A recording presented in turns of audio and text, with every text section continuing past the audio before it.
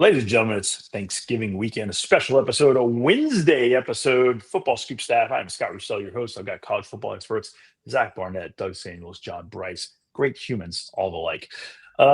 Gentlemen, happy Thanksgiving. Great to see you guys. I appreciate you taking time out of Thanksgiving week. All y'all are doing is like trimming turkeys and decorating the house, huh? Yeah, Any coaching news going on? Nothing popping on the scoop. Been a busy week, boys. Busy week. A lot more to come. Stunning amount of coaching information, job stuff, extensions getting done, jobs changing hands. Kudos, John Bryce, all you guys. I think have done a great job with Inside Scoop, our premium member product. We now offer the opportunity to go premium on Football Scoop, get a little inside information on some of these coaching jobs. As we might have heard, we shared yesterday, Jim Mora in talks with Colorado State. We're intensifying that deal. Got done last night. Eric Morris with Oklahoma State. We've done that for a couple of weeks. Arkansas is coming down the pike. And then the big one, boys. Lane Kiffin. Oh, we've got it down there. Start Vegas, boys. It's going down, but no way. Well, people do care about that in a big way. But let's talk about Lane Kiffin's future. And I don't even know who to put on the spot right here. Lane Kiffin, what happens, gentlemen? I'll start here with a question for the class. And maybe I'm overthinking this, maybe I'm underthinking this. But if Lane was staying at Ole Miss, wouldn't they just have come out and told us by now? Zach, I don't know that whoever that is, I don't know if it's Lane Kiffin, I don't know if it's Keith Carr, I don't know if any of them truthfully knew. Lane has struggled to make some decisions and honestly second guess himself sometimes. And as hard as this is to even fathom, in addition to LSU and Florida, there's other things ongoing. And Jimmy Sexton is so far ahead of the rest of the world in some of these things that there are reasons why Jimmy sometimes will tell a guy just to drag his feet and sit tight and trust me. And maybe he can't even say some things to some clients, but there's some other things out there. So I don't know if Lane could give the chancellor, his employer, an answer. I honestly don't know that he'll be able to on Saturday.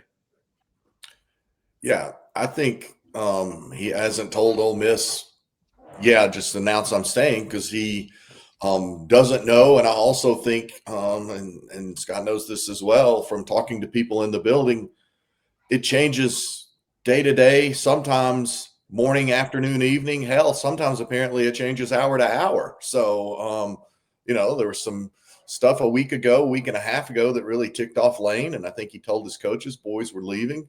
Some social media stuff and some people trying to exert some pressure on him to announce right now and to keep the focus on the Egg Bowl and this historic season and all of that. And that didn't vibe well with Lane. And then I think he reflects on what his legacy could be. And I don't remember if it was Zach or Scott or both who said that, like, they'll build statues for the guy, especially for one college football playoff appearance, as long as they don't gag away this Egg Bowl. They'll build Lane Kiffin a statue one day. I think even if he leaves, I think they would build him a statue one day eventually after cooler heads prevailed. So I don't know what to tell you. I think today I'm leaning that he stays, but if he doesn't stay, Florida is doggedly optimistic. I spoke to people in Gainesville yesterday. I spoke to a Florida grad who's an entrepreneur in the Tampa area who runs pretty deep with the Gators. He said they feel really confident, quote, we're getting Lane. So and maybe that's all part of Lane's subterfuge. I don't know. That's where it is right now. I mean, we're talking about a head coach that is unprecedented in the way that he uses social media to troll. And I'm with Zach. I have a hard time, like, leading up to the Egg Bowl. You could announce at any point that you're staying, you're not going anywhere, and send everyone into an absolute tizzy. I think for me, the deadline in my mind is like Saturday after a win. If he doesn't announce on the field that he's coming back and sends everyone into just pandemonium, I think by the time, Saturday or Sunday rolls around, he's announced that he's leaving. And to me, I would think it's LSU. But really both those jobs, both LSU and Florida, you lose 3 games there and you're on the hot seat. You lose 3 games at Ole Miss and you're feeling pretty comfortable. So like we talked about last week, like it's a crisis of conscience where I think Lane Kiffin is truly going back and forth between, do I want to chase glory somewhere else, or do I want to be where my feet are? But to me, if that announcement isn't made, maybe it's before the game, before the Egg Bowl, to announce that and just send everyone into an absolute tizzy. If that doesn't happen, or at least by the end of the game, when they're victorious and they're going to the college football playoff, and he can pound his fist on the table and say, I ain't going anywhere, then I think he's gone. I'll say. Can I give my? Go ahead, John. No, go ZB.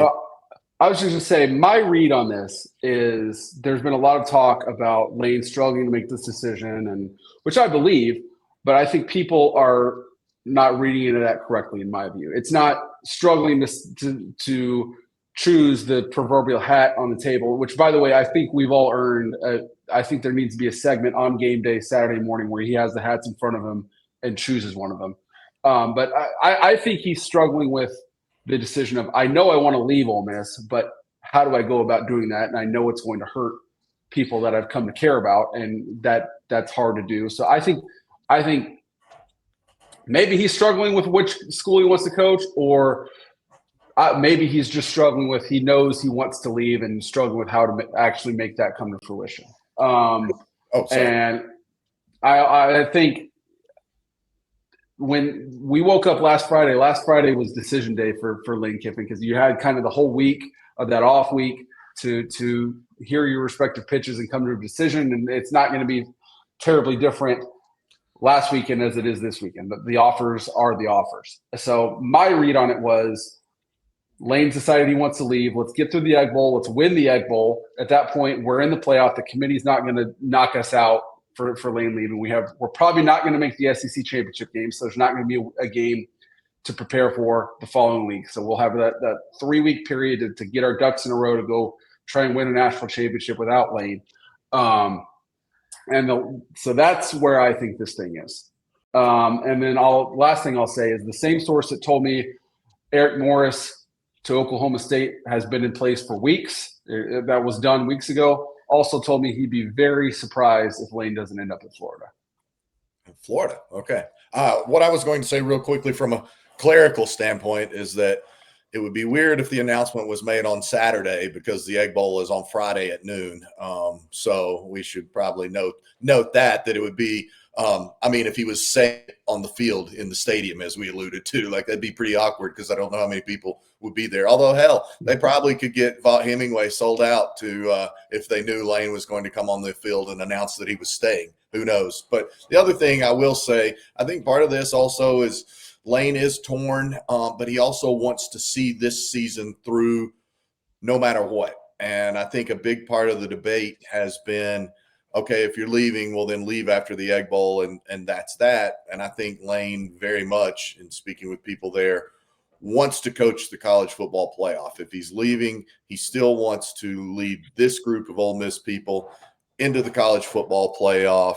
And I don't buy the notion that players are distracted. I don't buy the notion that players overwhelmingly are frustrated with Kiffin or anything like that. This dude is an elite players coach. Like, he does a great job of vibing with his players. We see it on the sidelines. We see it when he's on Pat McAfee with Kawan Lacey, making a cameo with him. It's been other players who have done that over the course of this season.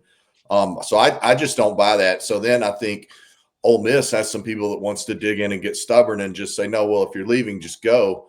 And this is a historic season for Ole Miss. What we say, like, best season like in 80 years or something. When's the last time they won an SEC championship? Was it the 40s or 50s?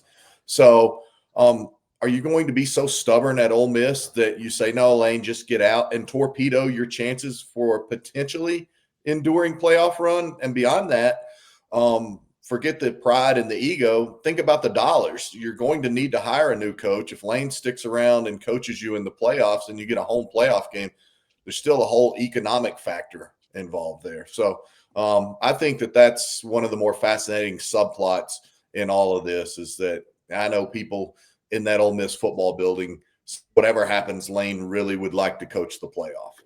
I disagree. I think if I'm Ole Miss, I say if you want to go to our conference rival, we're not going to stop. We can't stop you. Go, but you're not going to leave me for another partner, but still live in the house until you can renovate the one you really want to live in. If you want to go, go. And that's a big boy decision. Comes with big boy consequences. If you're not going to be our coach next season, you're not coaching us in the playoff. Get out. Well, next season's next season. This season is this season.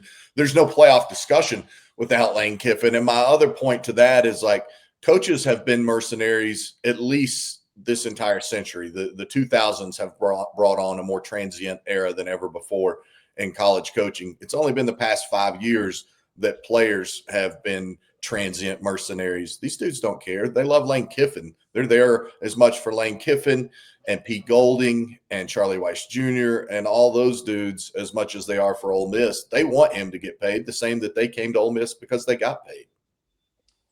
My read is, if Mississippi State were to beat them Friday in Stark Vegas, I think Lane is crushed, and I think Lane moves on Saturday. Announced it. I think if Ole Miss wins, I think Lane doesn't. There is nothing on Saturday. They say, "Hey, met with Chancellor, met with the AD. Gonna need some time here, guys." I just don't see Lane coming out and saying, "I'm leaving." I just don't. I want to ask Doug. Doug's an actual head coach. So, and you've coached deep into the playoffs. You've had a perfect regular season. So, Doug, I want to know, how difficult would it be for you to have this sort of historic success and decide that it's absolutely the best thing? You have to take whatever the next opportunity is, but then to be told that you couldn't lead the young people to the conclusion of a historic transcendent season. How would you navigate that? Can you take us through your thought process? I can't put myself in Lane's shoes, because I think when you're in the midst of a historic season like that, you have grown to love this team so much, the players so much.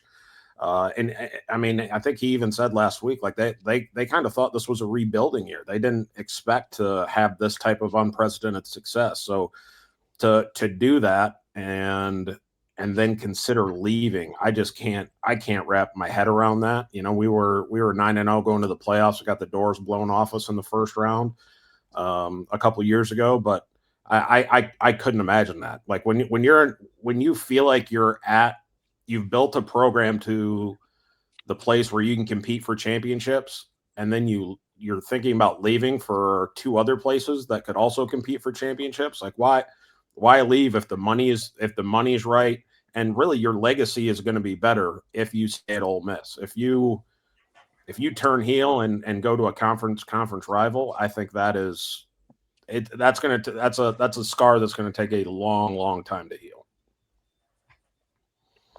Oh, we'll see. Critically important for Ole Miss, they win this game. Mississippi State is going to they're going to play a heck of a ball game. This is a heated rivalry. State has been scoring points on points. State is building a nice little program there. Lane needs to win this game. That's all I got. That's a Friday morning. That's Friday at 11. Sorry, Zach. I was just going to add in there, as I wrote on the site, if Ole Miss loses and then Lane leaves and then they miss the playoff, it's the most individually devastating loss that any team has suffered since West Virginia in 2007. And Ole Miss is safe in the playoff now, but you look at their schedule.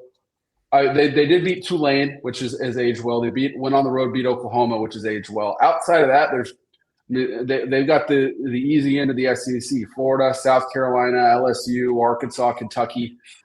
And there's a strong bubble this year with 10-2 teams like a Miami sitting there waiting that would be on the outside looking in, that they could slide in there. So Ole Miss is home free if they win, but if they lose, it's going to be an anxious few days in Oxford, to say the least.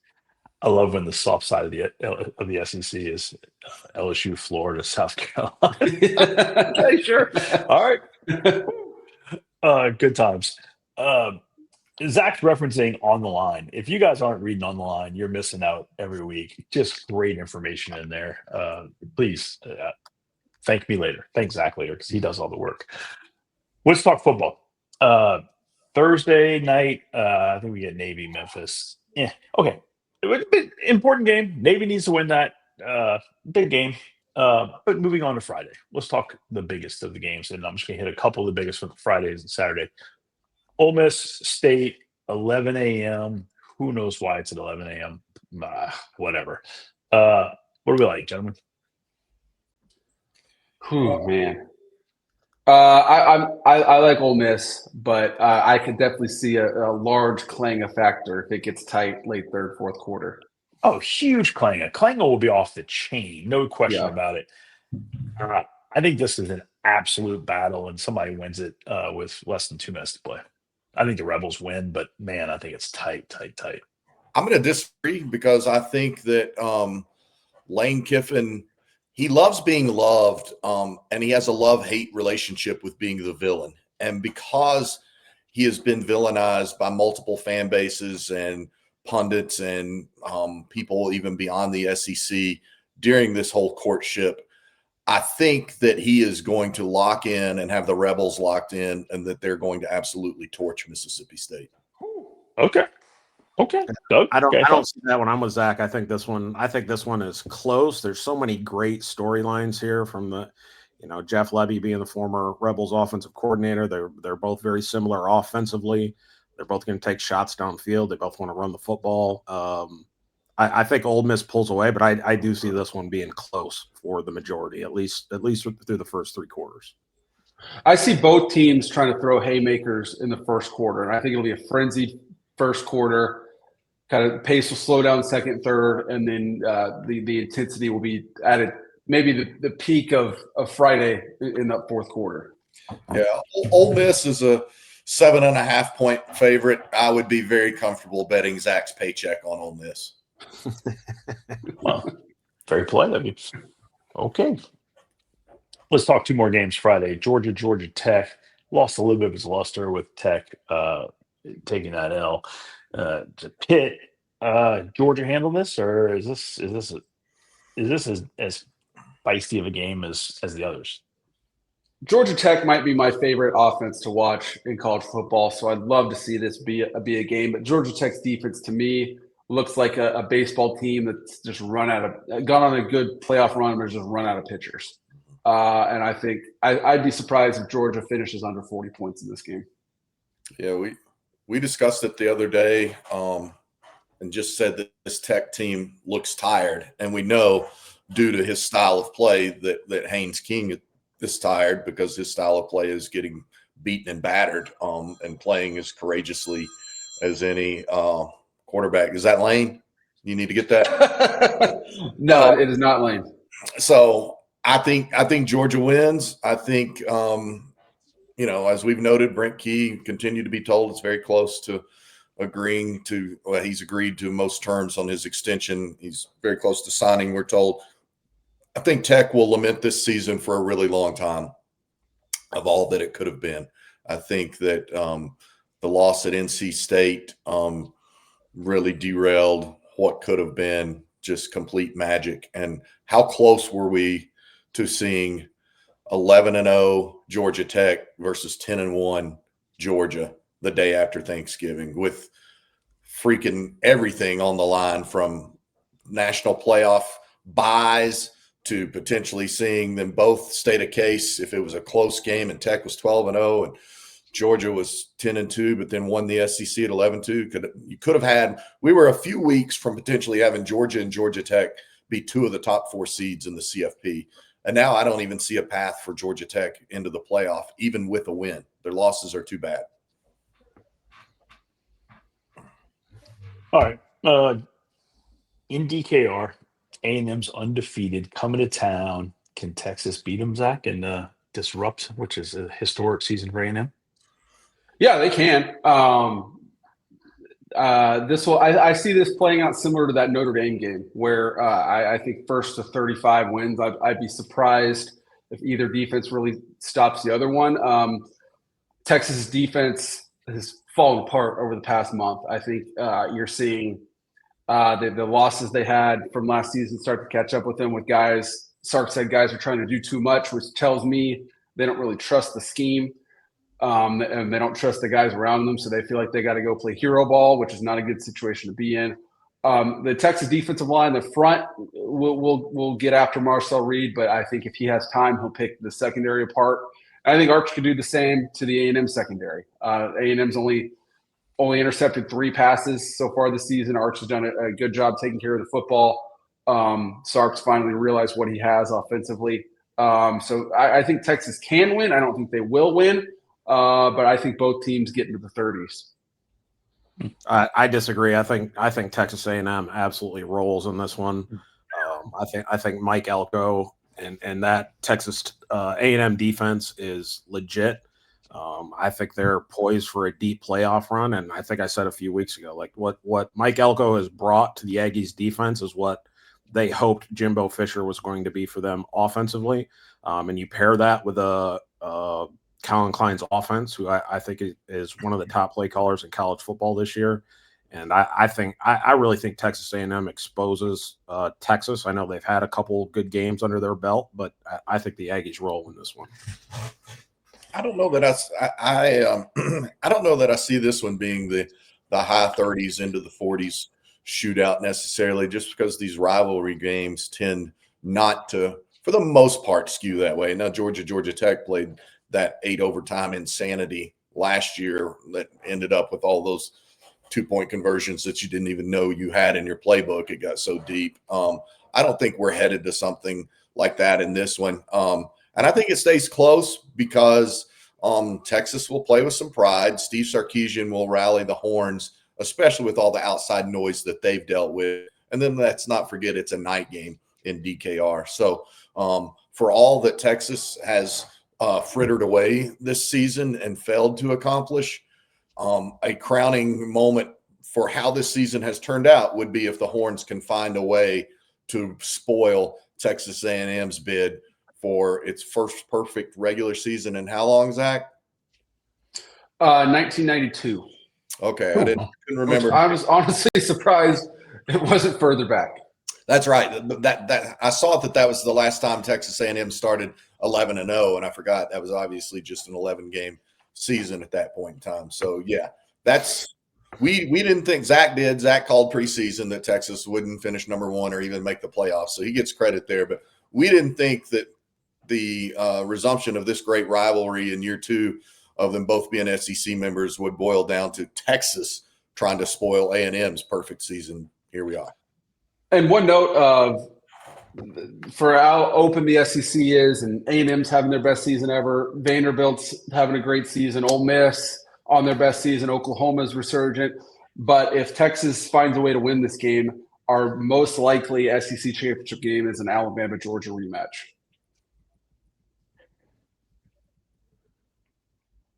Yeah. If Texas wins, and if Alabama wins, I'm on the Aggies. Big F's. All right, let's go through. We got some real football news we got to talk about. We got to get off the line. Yeah, okay, good. The big game Saturday. I mean, we got Egg Bowl Friday morning. We got big game Saturday morning. Can Ohio State get off the snide? I mean, it's done. You got to win this game at some point. I'd love to get a read on Ryan Day's blood pressure at kickoff, because on the one hand, you don't want that. Personally, he'd love to go win this one 41-0. But at the same time, you have the most talented team, and just go win this. If you have to win the game 14-13, go win it 14-13. Just any sort of win and then move on. This won't define their season, but at the same time, it still matters a ton. So I think if Ohio State just goes out and doesn't try and fall into this, we have to be more macho. We got to out-pound. We got to run the ball for 150 yards, or it doesn't count. Just do whatever it takes to go win, and 90% chance you will. Go ahead, Doug. I mean, being in the Mitten State, I'm rooting for the Buckeyes. I would love to see the Dave Portnoys and those guys of the world just hush it up for a little while, and the Buckeyes get that monkey off their back. But I'm a big fan of a lot of what Michigan does. I think Chimp Lindsey's done a great job offensively, starting a true freshman quarterback, highly touted true freshman quarterback. They've had a bunch of injuries on the offensive side of the ball, but I had to apologize right after week one, saying Matt Patricia and doubting him, and I think they have been among the most impressive teams in college football through this point of the year, and I don't expect this one to get out of hand. I think this is a rivalry game that's always played tight, where records don't matter. I expect that to carry over this week too. Yeah, I think Matt Patricia's defense will ultimately be what gives Ohio State enough time to find its offensive footing and pull away. Like a 31-20 type win is kind of what I see for the Buckeyes. But you guys, I'm sure, have seen, like, they do those presidential portraits of, like, whenever the president's sworn in, they show the picture of him that day, and then 4 years later, they show the president, see how much he's aged. I want a before the first quarter picture of Ryan Day's beard, and then I want to see how much gray there is in it at the end of the fourth quarter. Yeah, I don't think you want to check his blood pressure. Not healthy is what it's going to read. I like Ohio State in this one. I think Julian Sayin continues to show the world that he just puts balls right where they need to be. And I agree with you. Patricia's defense is a difference maker. And I think Ohio State has enough guys to find a win. Yeah, not huge, but I like somebody said 31-20. I feel that as well. All right. Let's jump it on down to Iron Bowl. Real quick. Can Auburn win this game? If they have the right voodoo magic that they bring out from time to time, then sure. But similar to Ohio State's outlook, I think Alabama, you've got the better team. Just you have the vision of how you want to win this game, of course, and then there will be the vision of how to actually win the game once it starts to unfold. Just do whatever it takes to go win the game by a point and move on with your life. Yeah, I think Nick Saban said Jordan Hare is haunted. He said that a number of times. I agree with Zach. I think this is another, like the Michigan-Ohio State game, that's always tight. But I expect Alabama to come away with the dub. Yeah, I think Alabama has too much talent to let this slip through their fingers. Deuce looked awesome for Auburn. It was against Mercer. We'll see. Gentlemen, any other games we got to touch on? We got some real football scoop type stuff that JB's dropping off to handle. Sometimes real news happens while you're doing a podcast. Yeah, read on the line, people. I nearly gave myself arthritis writing this thing, so please go read it. And it's unbelievable. Like, it's one of the best things Zach does every week, and this one in particular is unbelievable. Thank you. It's my favorite thing to write every single year. Happy Thanksgiving, gents. I hope everybody has a wonderful day celebrating life, all the blessings that we have. We all are truly blessed. With that, we're out.